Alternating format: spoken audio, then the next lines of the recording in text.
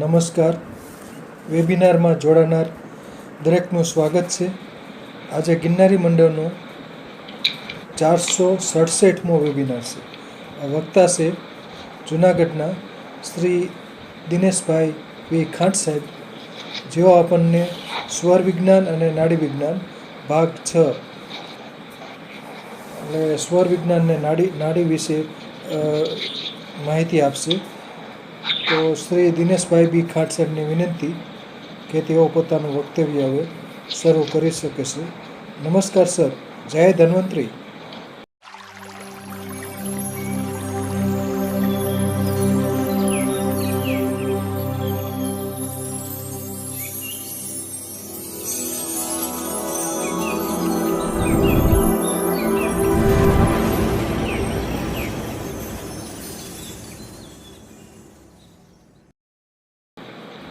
જય ધન્વંતરી. નમસ્કાર. પરમ કૃપાળુ પરમાત્મા માતૃદેવો ભવ, પિતૃદેવો ભવ, ગુરુદેવો ભવ ને પ્રણામ. ગિરનારી મંડળના સભ્યો તેમજ મિત્રો તથા સહઅધ્યાયીઓને નમસ્કાર. આજે ગિરનારી મંડળનો 467મો વેબિનાર છે. આ વેબિનારમાં હું દિનેશ બી ખાંટ ચાલો સુખને અવસર આપીએ એ અંતર્ગત આયુર્વેદ અને આરોગ્યનો સમન્વય ભાગ 38માં, સ્વર વિજ્ઞાન અને નાડી વિજ્ઞાનના ભાગ 6માં આધ્યાત્મિક અને આરોગ્ય માટેનું મહત્વ વિશે હું મારું વક્તવ્ય શરૂ કરું છું. આજે આપણે સૃષ્ટિની રચના પંચમહાભૂતના 5 તત્વોમાંથી થઈ. તેમાં મારા આ પહેલાના ઘણા બધા વેબિનારમાં પુરુષ, પ્રકૃતિ, પંચમહાભૂતમાં પંચીકરણનું મહત્વ, પંચમહાભૂતને રસાયણ શાસ્ત્રની દ્રષ્ટિકોણથી સમજવાનો પ્રયત્ન કરે, આપણા પ્રાણમાં એટલે કે સૂર્ય નાડી અને ચંદ્ર નાડી દ્વારા લેવામાં આવે શ્વાસોશ્વાસની ક્રિયામાં પંચમહાભૂતનું મહત્વ, આપણા શરીરના બંધારણમાં પંચમહાભૂતનું મહત્વ, આપણે લીધેલા આહાર દ્રવ્યોમાં પંચમહાભૂતનું મહત્વ વિશે ઘણા બધા વેબિનારોમાં ચર્ચા કરે. પરંતુ આજે આપણે પંચમહાભૂતમાં પૃથ્વી અને પૃથ્વી તત્વનું આપણા જીવનમાં સ્થૂળ શરીર અને સૂક્ષ્મ શરીર માટે આધ્યાત્મિક દ્રષ્ટિથી ઉપયોગિતા વિશે સમજવાનો પ્રયત્ન કરીશું.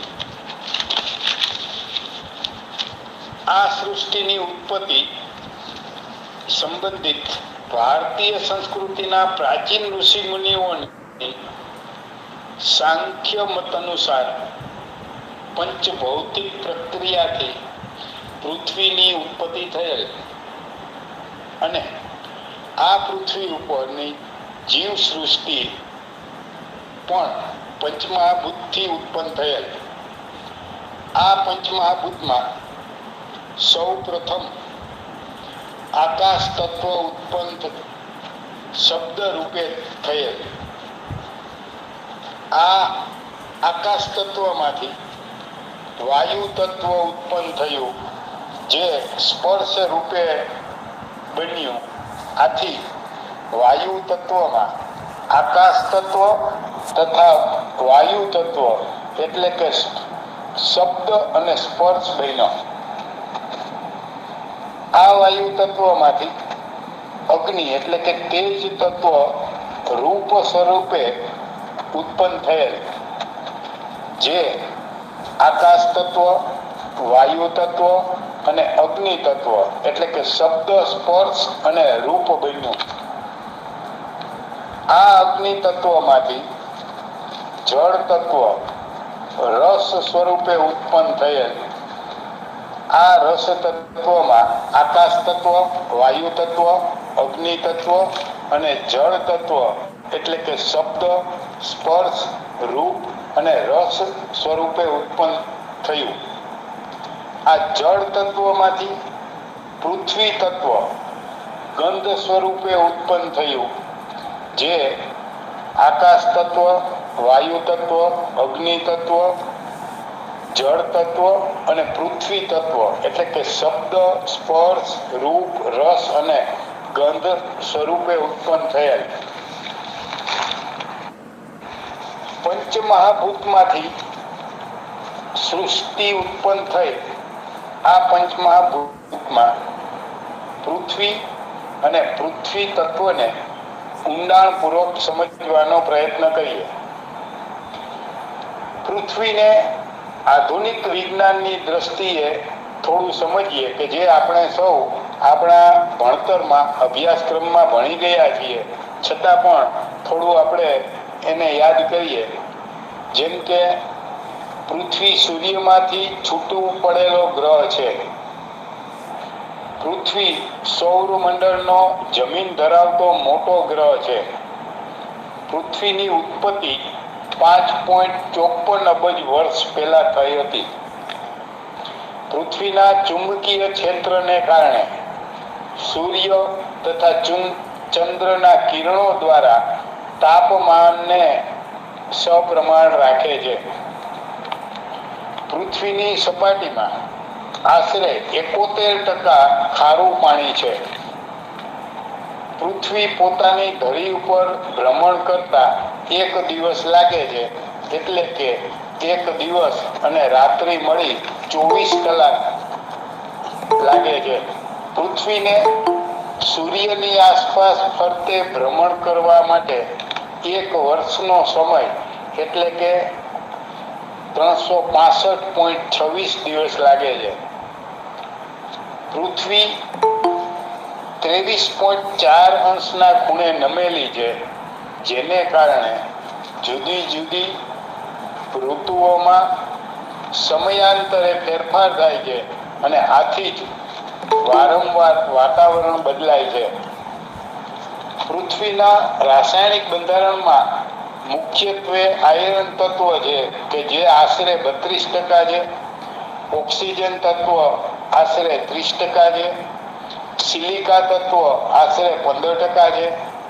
મેગ્નેશિયમ તત્વ આશરે 14% છે. તેમજ બીજા અન્ય તત્વો જેમ કે સલ્ફર એટલે કે ગંધક, એશ તત્વ, nickel, calcium, aluminium, manganese, chromium આવા બધા તત્વો મળી અને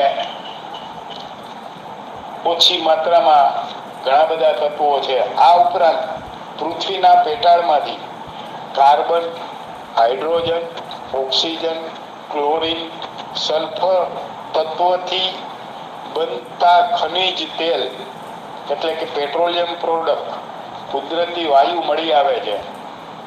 પૃથ્વીના કુદરતી તત્વો અને જમીનનો સદુપયોગ કરવો એ આપણી રક્ષા કરવાની માનવજાતની ફરજ છે. જેમ કે મનુષ્ય એક માત્ર પોતાના હેતુ માટે વાપરી શકે તેવા ખનિજ, ઈંધણો, કોલસો, ખનિજ તેલ, પેટ્રોલ અને તેના અન્ય સ્વરૂપો, કુદરતી વાયુ, કાચી ધાતુ વગેરે પૃથ્વીમાં ફરીથી પુનર્જીવિત માનવજાત કરી શકે તેમ નથી. તેથી તેવા તત્વોને આવા કુદરતી સ્ત્રોતોનો ઉપયોગ સમજી વિચારીને કરવો જોઈએ. પૃથ્વીનું જીવમંડળ એટલે કે દરેક સજીવો માટે જૈવિક ઉત્પાદનો જેમ કે ખોરાક દ્રવ્યો, અનાજ, શાકભાજી, ફળ, લાકડું, ઔષધિ તત્વો જેના ઉપર સમગ્ર જીવસૃષ્ટિનો આધાર છે, આ જૈવિક ઉત્પાદનનો દુરુપયોગ ન કરવો જોઈએ અને આ અંગે મનુષ્યએ ખૂબ જ ગંભીરતાથી વિચારવું જોઈએ. આધુનિક વિજ્ઞાન પ્રમાણે આપણા શરીરને સમજીએ અને તેમાં પૃથ્વી તત્વની જરૂરિયાતને સમજવાનો પ્રયત્ન કરીએ. આપણું શરીર બે ભાગમાં વહેંચાયેલ છે. એક શરીર રચના, જેને એનાટોમી કહેવાય, શરીર ક્રિયા, જેને ફિઝિયોલોજી કહેવાય. આપણા શરીરના બંને ભાગ માટે મુખ્યત્વે પ્રોટીન, ફેટ એટલે ચરબી, તેલ, ઘી જેવા તત્વો, કાર્બોહાઈડ્રેટ એટલે કે સુગર, ખાંડ, સાકર, ગોળ, ગ્લુકોઝ, ફ્રુક્ટોઝ જેવા તત્વો, મિનરલ એટલે કે લોહ તત્વો, કેલ્શિયમ, સોડિયમ, પોટેશિયમ, મેગ્નેશિયમ આવા બધા તત્વો, તેમજ વિટામિન અને એન્ઝાઇમ્સ.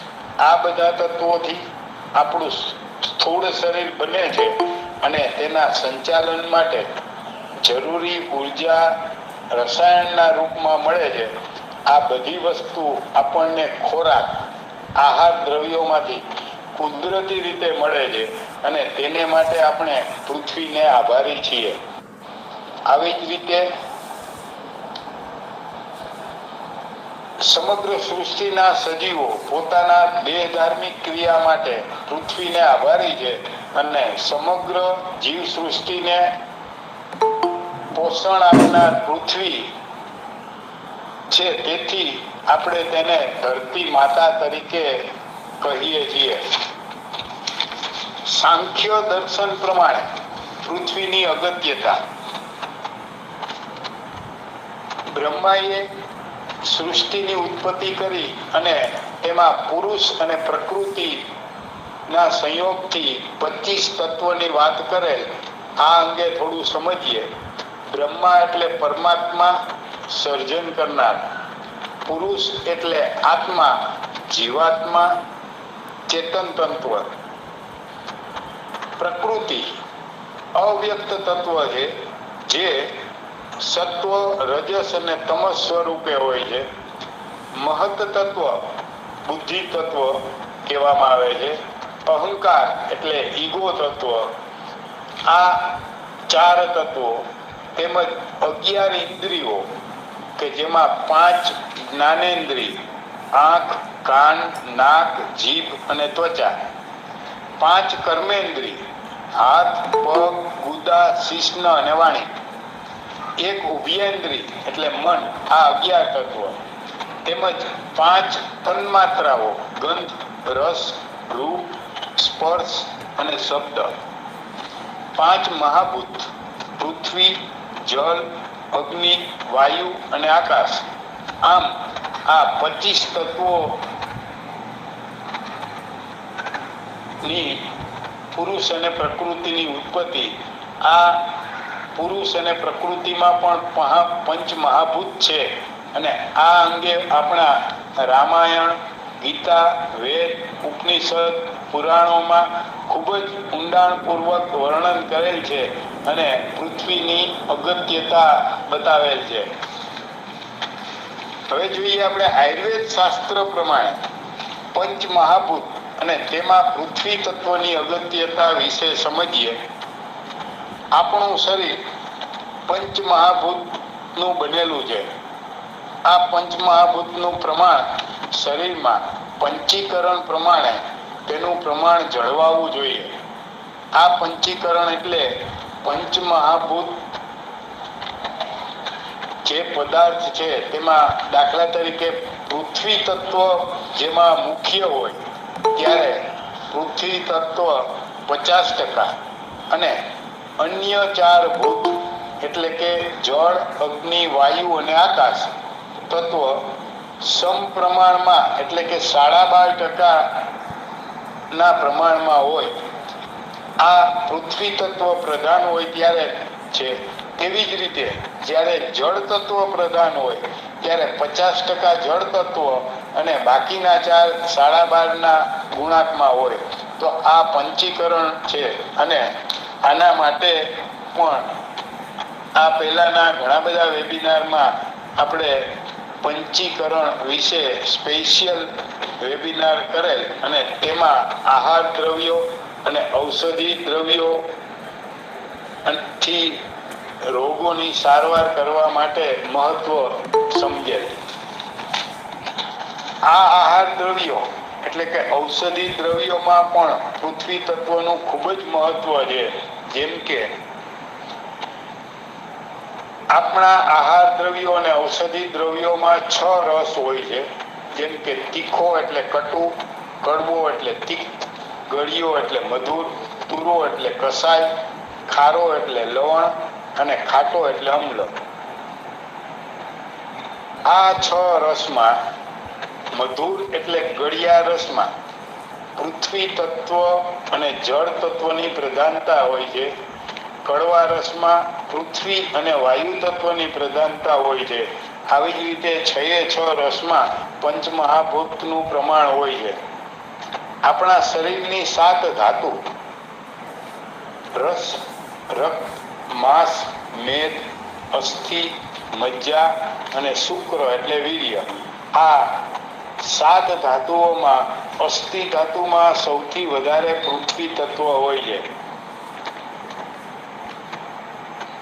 પંચભૂતાગ્નિમાં એટલે કે 5 ભૌતિક આહારના પાચન માટે પૃથ્વી તત્વનો અગ્નિ જે 5 ભૂતાગ્નિનો એક ભાગ છે.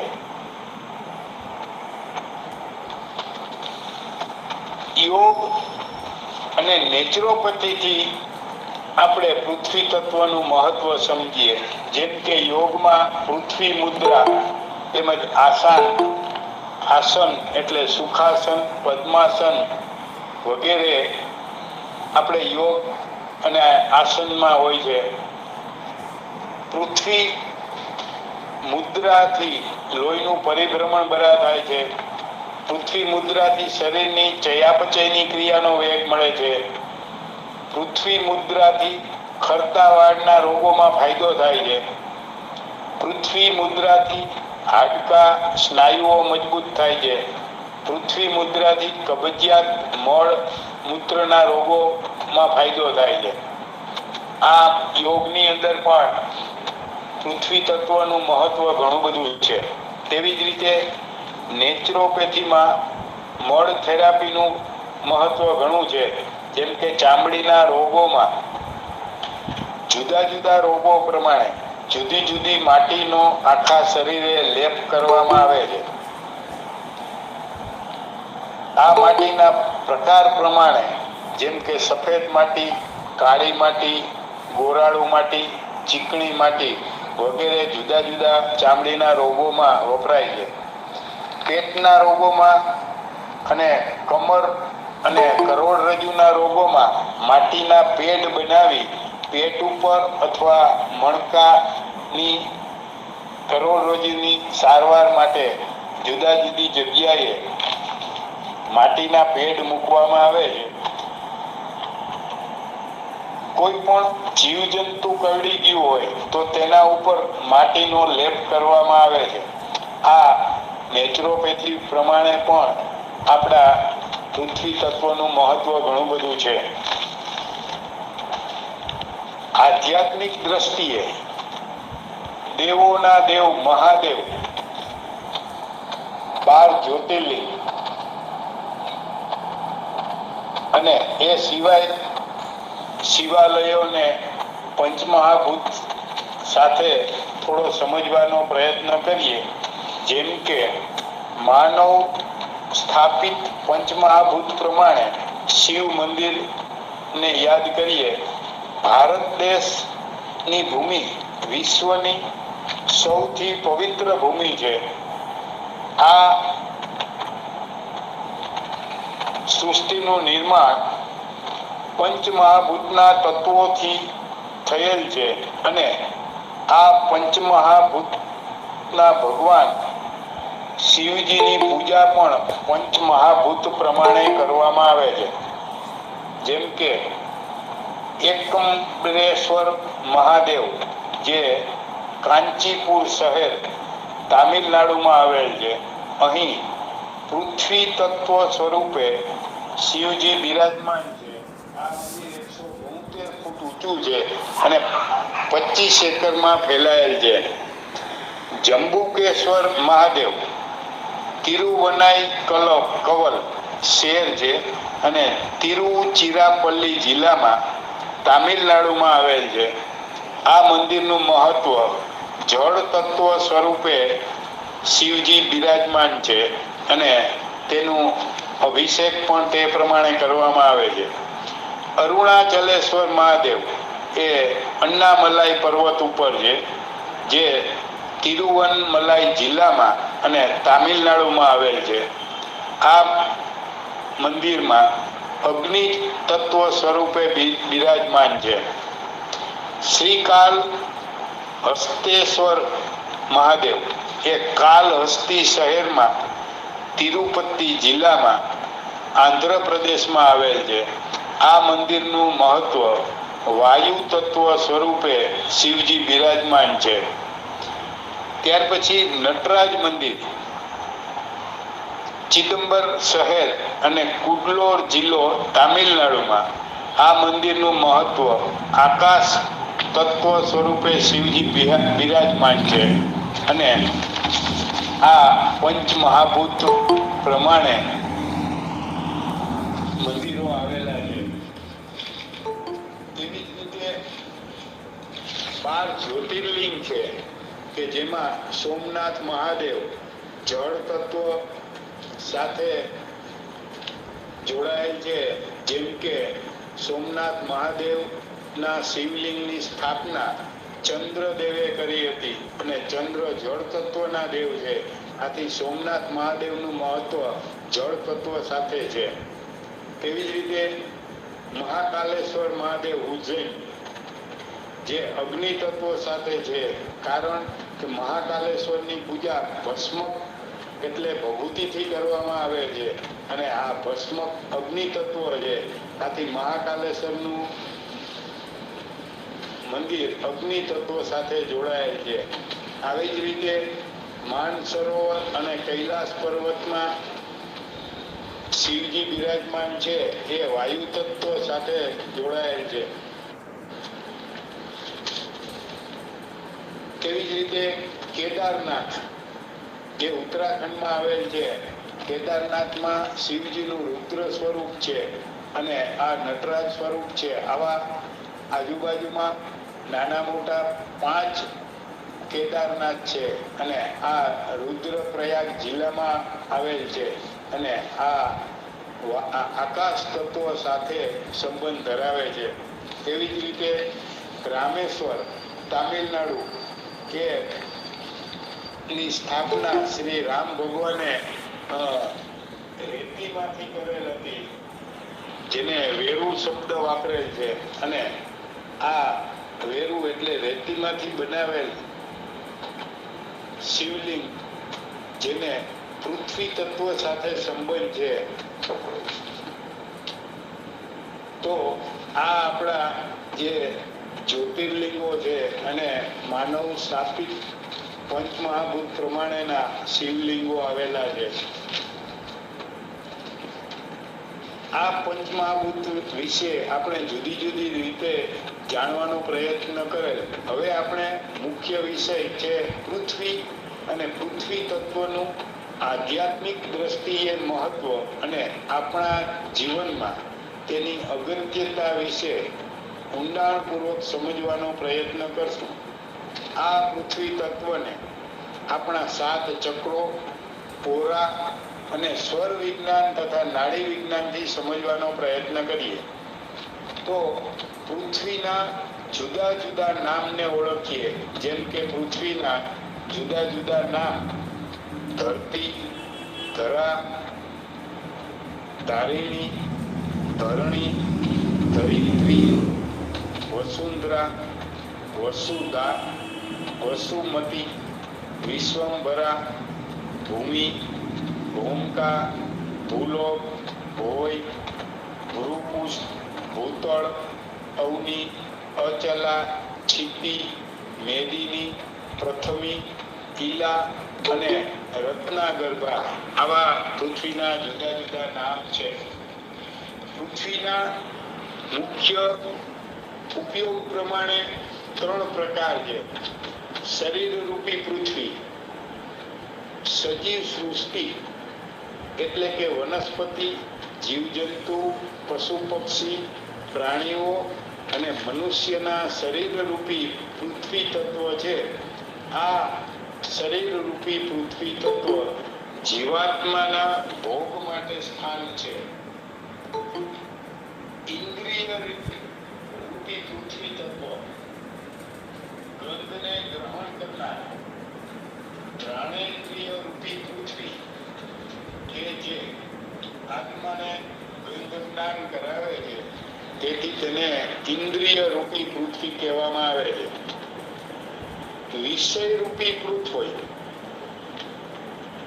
એટલે કે મૃત, માટી, પથ્થર, આકૃતિ, ગુરુતા, અચેતન જેવા પાર્થિવ પદાર્થો એ વિષય રૂપી પૃથ્વી તરીકે વર્ણવેલ છે.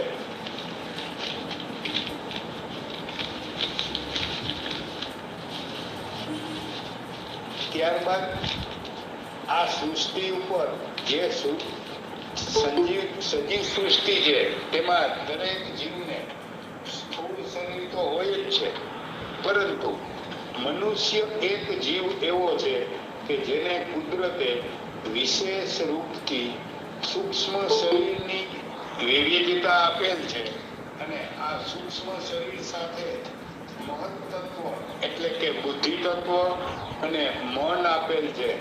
આમ બુદ્ધિ તત્વ અને મન તત્વને કારણે ઇન્દ્રિય રૂપી પૃથ્વી તત્વ છે જે આપણા શરીરને પોષણ આપે છે અને આ ઇન્દ્રિય રૂપી પૃથ્વીને બુદ્ધિ તત્વ અને મનને કારણે આપણા શરીરને પૃથ્વી તત્વનું પ્રમાણ વધઘટ થવાથી આપણા સ્થૂળ શરીર અને સૂક્ષ્મ શરીરની તંદુરસ્તીનો આધાર રહેલો છે.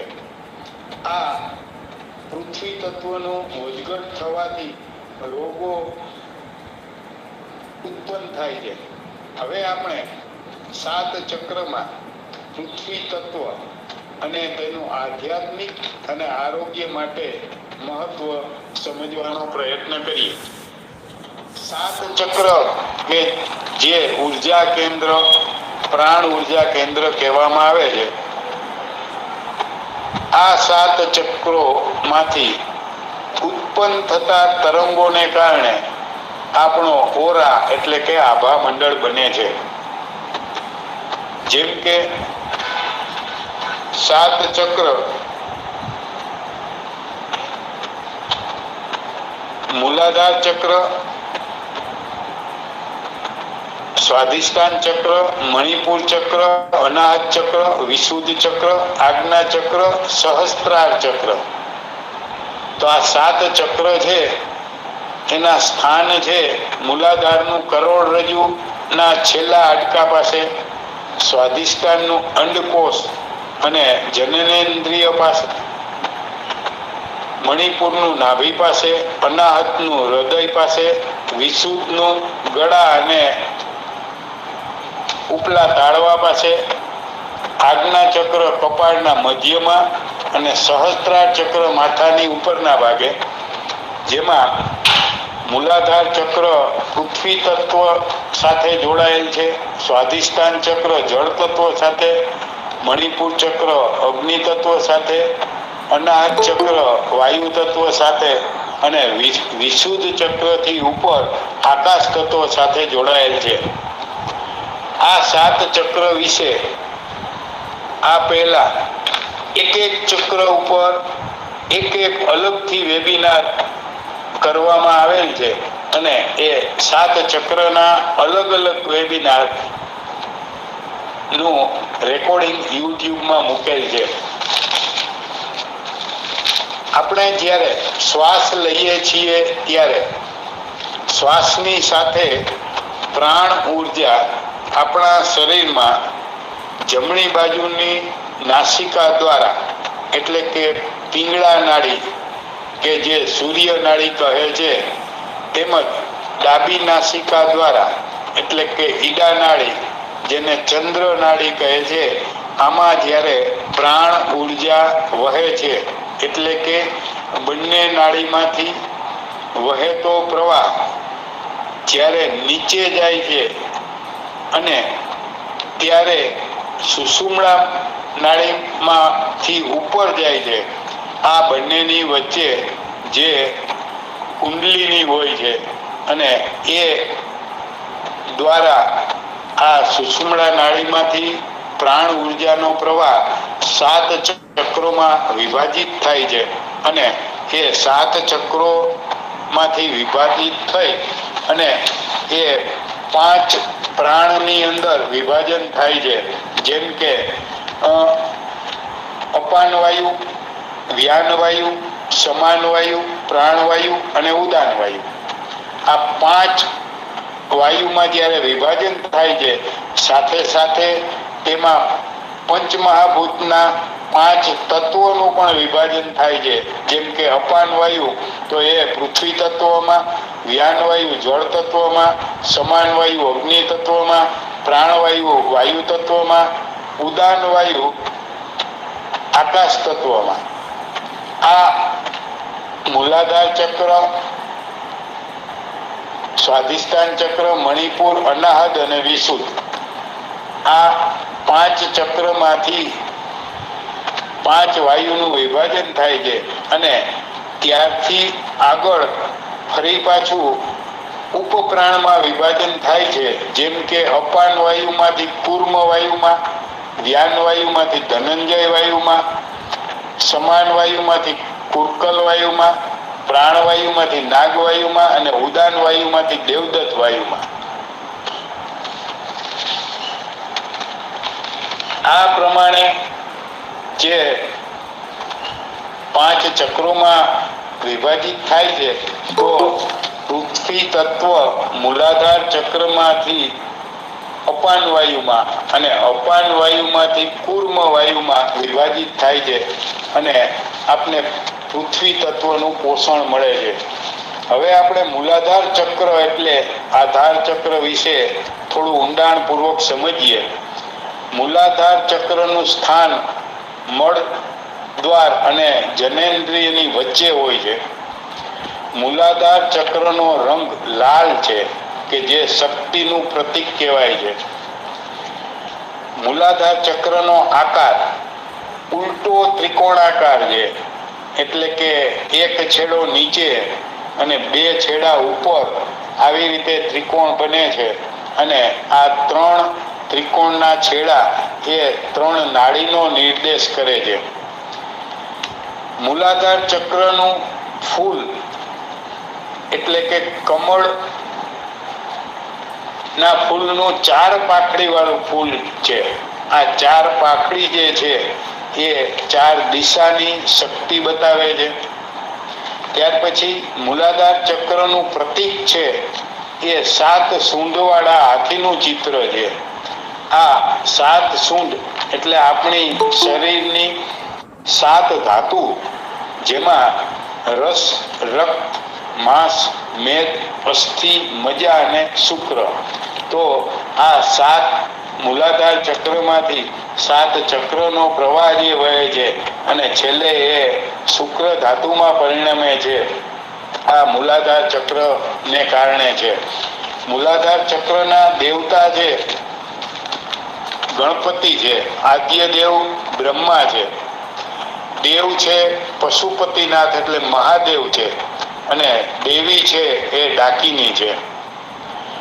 મૂલાધાર ચક્રનો મંત્ર લમ છે અને મૂલાધાર ચક્રનો ધ્વનિ એટલે કે આ જે કમળની 4 પાંખડી છે એમાં ઉપર વમ છે, ડાબી બાજુ સકોરાનો સમ,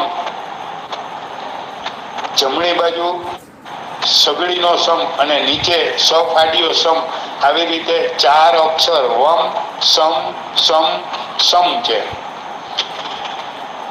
મૂલાધાર ચક્રનો તત્વ છે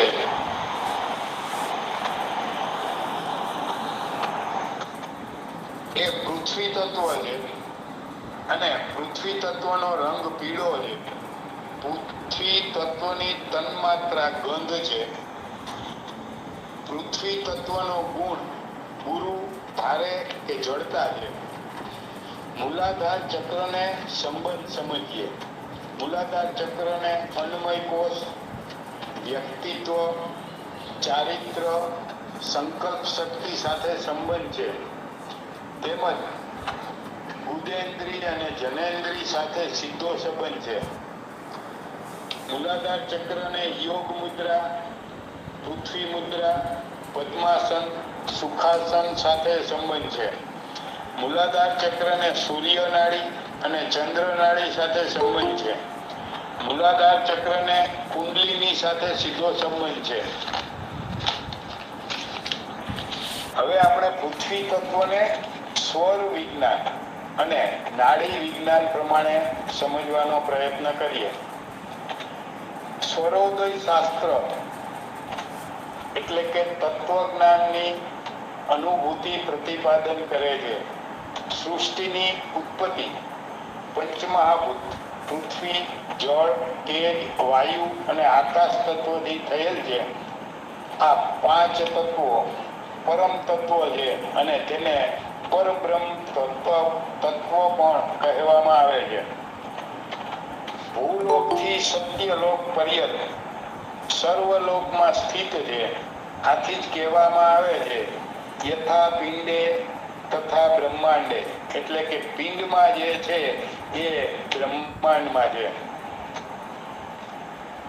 પૃથ્વીને સ્વર નાડી વિજ્ઞાન પ્રમાણે સમજવાનો પ્રયત્ન કરીએ. આપણે જ્યારે શ્વાસ લઈએ છીએ ત્યારે સૂર્ય નાડી અથવા ચંદ્ર નાડીમાં પ્રાણ શક્તિનો પ્રવાહ વહે છે. સૂર્ય નાડી અથવા ચંદ્ર નાડીમાં પ્રાણ પ્રવાહ અઢી ઘડી વહે છે. આ અઢી ઘડી એટલે 20 મિનિટ. આથી અઢી ઘડી એટલે 20 ને 10 એટલે 40 અને 50 મિનિટનો પ્રવાહ છે. આ અઢી ઘડી દરમિયાન 7 ચક્રમાંથી જે પ્રાણ ઉર્જા વહે છે તે મૂલાધાર ચક્રમાં પ્રાણ ઉર્જા 20 મિનિટ સ્થિર રહે છે અને વહે છે. અને એ પૃથ્વી તત્વનું પ્રધાનત્વ કરે છે. ત્યાર પછી 16 મિનિટ જળ તત્વ એ સ્વાધિષ્ઠાન ચક્રમાં, 12 મિનિટ અગ્નિ તત્વ મણિપુર ચક્રમાં, 8 મિનિટ વાયુ તત્વ અનાહત ચક્રમાં, 4 મિનિટ આકાશ તત્વ એ વિશુદ્ધ ચક્રમાં છે. આમ આ 50 થી 60 મિનિટ આનો પ્રવાહ વહે છે. એ એવી રીતે ફેરફાર થાય છે કે જ્યારે દિવસ અને રાત ના સમયમાં જે ફેરફાર થાય છે, જેમ કે દિવસ મોટો અને રાત નાની, અને રાત નાની એટલે ઉત્તરાયણ અને દક્ષિણાયન પ્રમાણે આમાં થોડો ઘણો મિનિટોમાં ફેરફાર હોય છે.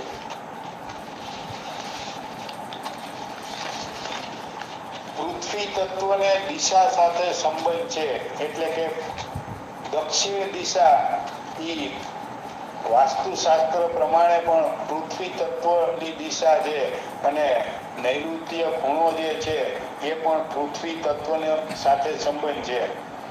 આપણા શ્વાસોશ્વાસ દરમિયાન જ્યારે પૃથ્વી તત્વ કાર્યરત હોય ત્યારે આપણો શ્વાસ 12 આંગળ ચાલે છે.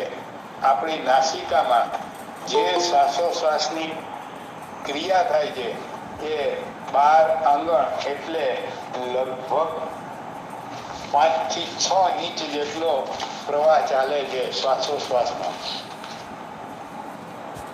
પૃથ્વી તત્વ શરીરમાં પગથી જાન સુધીનો વિસ્તાર હોય છે, જેને જાનુ પ્રદેશ કહેવામાં આવે છે. પૃથ્વી તત્વની તન્માત્રા ગંધ છે, તેથી તેને ઘ્રાણેન્દ્રિય સાથે સંબંધ છે. પૃથ્વી તત્વ મળનો ત્યાગ કરનાર, મળમૂત્રનો ત્યાગ કરનાર છે. આથી તેને ગુદેન્દ્રિય સાથે સંબંધ છે. પૃથ્વી મળમૂત્રના ત્યાગ માટે અપાન વાયુ ને કારણે થાય છે. આથી અપાન વાયુ મૂલાધાર ચક્રનો વાયુ છે. આથી પૃથ્વી તત્વને મૂલાધાર ચક્ર સાથે સંબંધ છે. અપાન વાયુનો ઉપપ્રાણ કૂર્મ પ્રાણ છે અને કૂર્મ પ્રાણનું કાર્ય આંખોની પલકો ઉઘાડ બંધ થાય છે. આથી પૃથ્વી તત્વને આંખ સાથે સંબંધ છે. સ્વરોદય પ્રમાણે પૃથ્વીનો આકાર ચોરસ છે. પૃથ્વી તત્વની દિશા પશ્ચિમ અને નૈઋત્ય ખૂણો છે. પૃથ્વી તત્વની તન્માત્રા ગંધ છે અને તેની ઇન્દ્રિય ઘ્રાણેન્દ્રિય છે. ગંધ માત્રા અને ઘ્રાણેન્દ્રિય ને અન્નમય કોષ સાથે સંબંધ છે. આથી પૃથ્વી તત્વ અને અન્નમય સાથે સીધો સંબંધ છે. મૂલાધાર ચક્ર ચાર કમળની પાંખડી એ ચાર દિશાઓ એટલે કે ઉર્જા, ગતિ, જાગૃતિ અને વિકાસ દર્શાવે છે. અને મૂલાધાર ચક્રનું પૃથ્વી તત્વ, આથી પૃથ્વી તત્વને શરીરને ચાર ઉર્જાઓ મળે છે.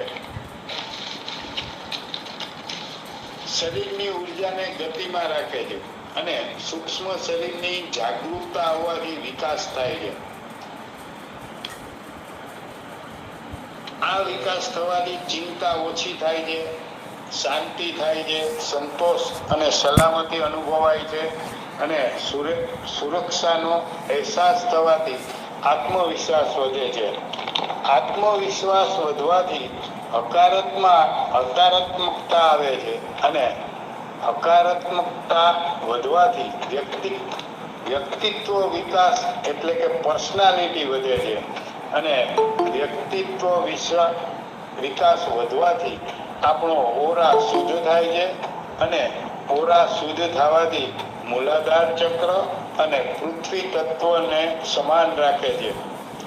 મૂલાધાર ચક્ર માટે ધ્યાન, સુખાસન, પદ્માસન, અનુલોમ વિલોમ પ્રાણાયામ, મૌન વ્રત, ઓમ મંત્રનું ઉચ્ચારણ ખૂબ જ ઉપયોગી છે. મૂલાધાર ચક્ર અને પૃથ્વી તત્વની સમાનતા રાખવા માટે ખાસ કરીને પલાઠી વાળીને જમીન ઉપર બેસીને જમવાથી ફાયદો થાય છે. મૂલાધાર ચક્ર અને પૃથ્વી તત્વની સમાનતા માટે પૂજાપાઠ, ધાર્મિક કાર્ય, વિધિ વિધાન કરતી વખતે પલાઠી વાળીને જમીન ઉપર બેસીને પૂજાપાઠ કરવાથી ફાયદો થાય છે. પહેલાના જમાનામાં વેપારી લોકો એટલે કે મોટા ભાગના વેપારી શેઠ નીચે ભારતીય બેઠકમાં બેસીને વેપાર કરવાનું પરિસ્થિતિ આપણે જોયેલી છે. આપણા શરીરમાં જ્યારે સૂર્ય સ્વર ચાલતો હોય ત્યારે પૃથ્વી તત્વના પ્રભાવથી સુખની અનુભૂતિ, શાંતિ, સ્થિરતા, ગંભીરતા, ક્ષમા, સાહસ, સુરુચિનો અનુભવ થાય છે. ચંદ્ર સ્વર ચાલતો હોય ત્યારે પૃથ્વી તત્વના પ્રભાવથી ધૈર્ય, ઉત્સાહ, પ્રેમ, નિશ્ચિતતા અને સંતોષનો અનુભવ થાય છે. પૃથ્વી તત્વ ચાલતું હોય ત્યારે કોઈ પણ કામના શ્રી ગણેશ કરવાથી શુભ લાભકાર્ય થાય છે. કોઈ પણ ધાતુ કે વસ્ત્ર અલંકાર ખરીદતી વખતે પૃથ્વી તત્વ ચાલતું હોય તો શુભદાયક બને છે. કોઈ પણ ધાર્મિક કાર્ય કે વિધિ વિધાનના કાર્યમાં રિદ્ધિ સિદ્ધિના દાતા ભગવાન ગણેશનું સ્થાપન કરી પૂજન કરવાનું મહત્વ છે, જે શરીરમાં પૃથ્વી તત્વ અને મૂલાધારની સ્થિરતા અને શુદ્ધતા માટે કરવામાં આવે છે. આ ગણેશજીના સ્થાપનથી મૂલાધાર ચક્ર અને કુંડલીની સાથે કાર્યરત થવાથી સુષુમ્ના નાડી ચાલવાથી બધા ચક્રોમાં પંચમહાભૂતનું પ્રમાણ જળવાય છે. શિવ મંદિરમાં નંદી એટલે કે પોઠિયાના દર્શન કરીએ છીએ તે પૃથ્વી તત્વનું પ્રતીક છે. કોઈ પણ મંત્રના ઉચ્ચારણ કરવામાં આવે છે ત્યારે જીભ અને દાંતથી બોલાતા શબ્દોના ઉચ્ચારણમાં પૃથ્વી તત્વ સાથે સીધો સંબંધ છે. આજે આપણે પૃથ્વી તત્વ વિશે ચર્ચા કરેલ અને સ્વરનાળી વિજ્ઞાનમાં પૃથ્વી તત્વનું મહત્વ વિશે માહિતી મેળવે. અહીં હું મારા વક્તવ્યને વિરામ આપું છું. ફરીથી આવતા અંકે મળીશું. હવે આ